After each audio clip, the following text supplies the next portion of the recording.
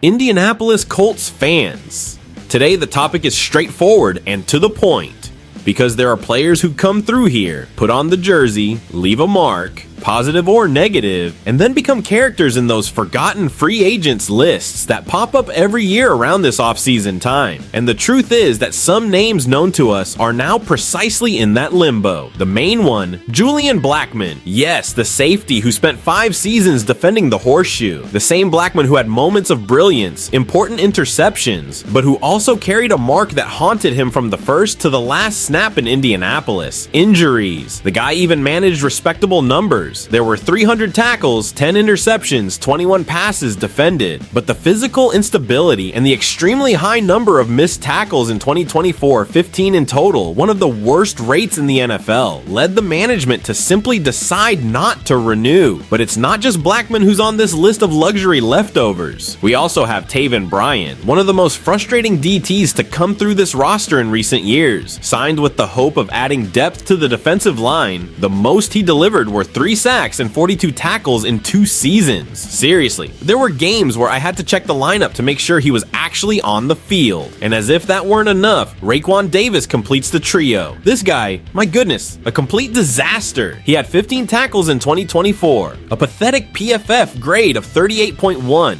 and almost no contribution against the run game. The guy came in with a $14 million contract for 2 years and left as one of the worst recent investments of the franchise. Now, let's get real. Of these 3, the only one I still see with any chance of coming back if the market continues to ignore him is Blackmon himself. As much as the flaws are evident, he knows the system, has leadership on the field, and with a low contract, a prove you still deserve a spot style, it might make sense as a backup. And here's my point. That will only happen if the group of safeties continues to show weakness in the upcoming weeks of training camp.